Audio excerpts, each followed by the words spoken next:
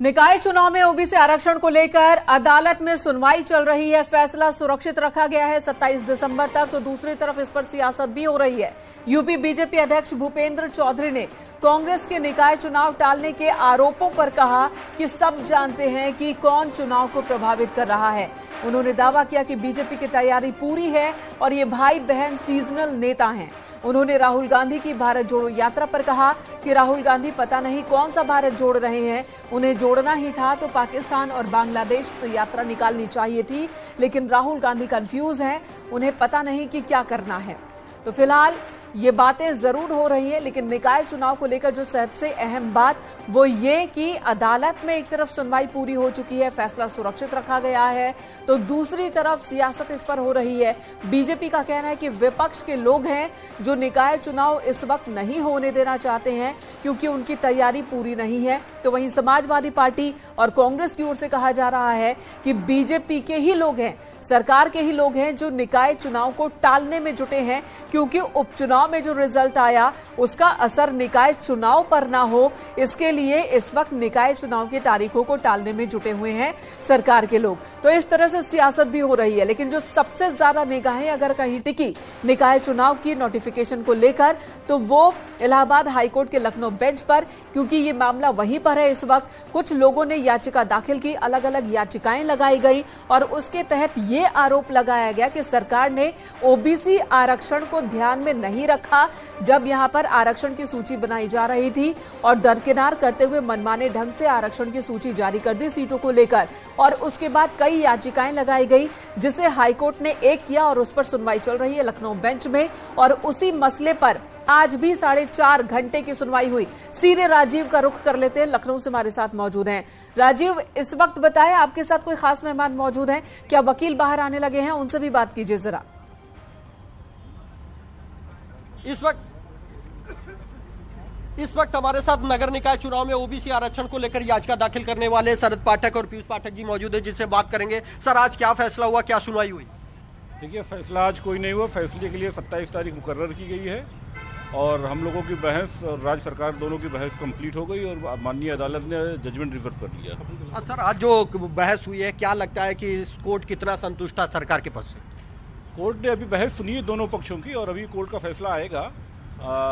आज सबसे बड़ी बात जो हुई है कि छुट्टियों में अदालत खोली गई इस महत्वपूर्ण मुकदमे के लिए, ये एक बहुत बड़ी बात थी। माननीय मुख्य न्यायाधीश महोदय से, मुख्य न्यायमूर्ति महोदय से अनुमति लेकर के आज कोर्ट खोली गई खाली एक मुकदमे के लिए और सुबह से शाम तक बहस चली।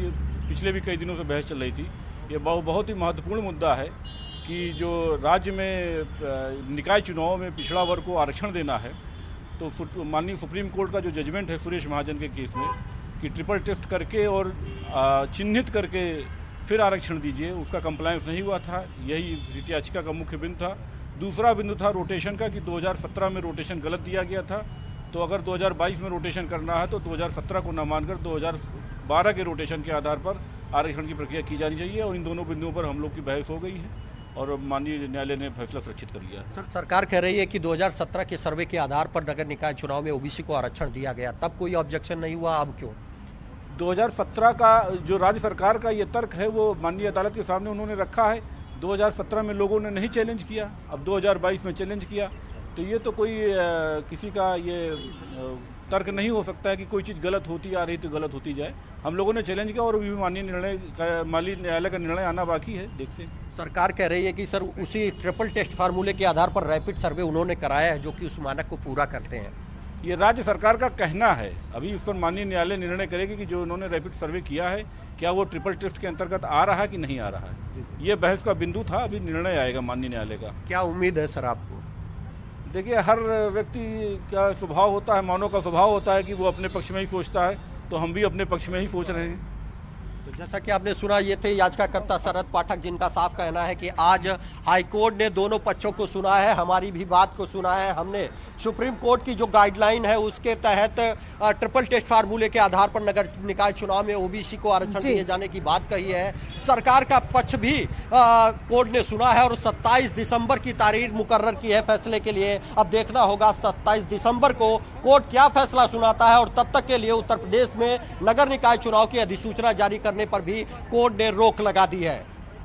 जी राजीव, तो कोर्ट ने रोक लगा दी है। याचिकाकर्ताओं से भी आपने बात की और उनका कहना है कि एक एक जवाब जो सरकार की ओर से रखा गया, सरकार के वकील की ओर से रखा गया, उन सभी जवाबों का इन्होंने खंडन किया, प्रतिवाद भी किया है और फिर अपनी बातों को रखा है।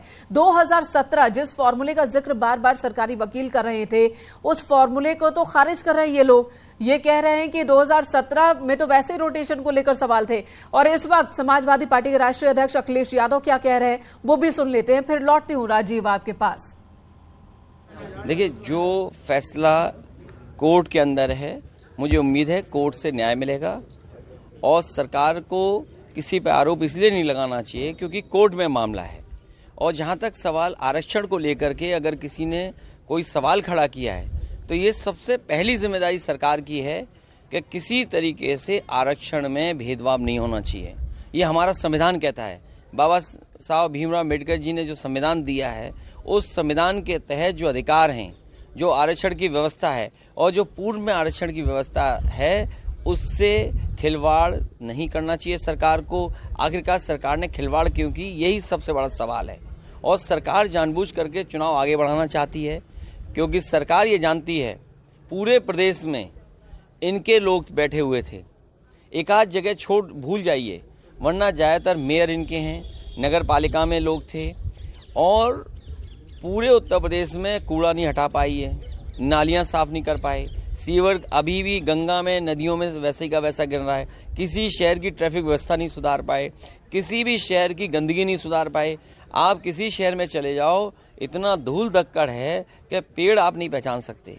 मैं अभी कानपुर गया था और जब फ्लाईओवर से मैं गुजरा तो मैं पेड़ नहीं पहचान सकता था, इतने गर्दा पेड़ की पत्तियों पे था। तो ये आखिरकार किसकी जिम्मेदारी थी?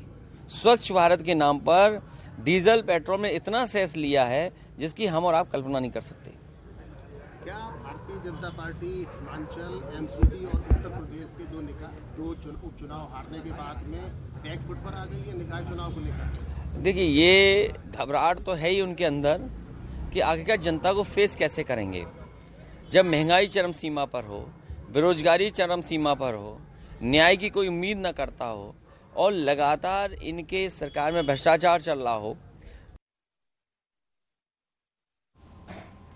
तो अखिलेश यादव का कहना है कि सरकार ने जानबूझकर ऐसे कदम उठाए जिसकी वजह से निकाय चुनाव टल जाए, अटक जाए, क्योंकि निकाय चुनाव के दौरान सरकार को बीजेपी को उम्मीद नहीं है कि उन्हें फायदा होने वाला है। समाजवादी पार्टी के राष्ट्रीय अध्यक्ष, उनका दावा है कि परिवर्तन होगा क्योंकि निकायों की ओर से भी ठीक से काम नहीं हो रहे। जहां जहां भी बीजेपी के पार्षद है वहां सबसे ज्यादा गंदगी और वहां सबसे ज्यादा लापरवाही देखने को मिल रही है। एक छोटे से ब्रेक के लिए रुकेंगे, खबरों का सिलसिला जारी है।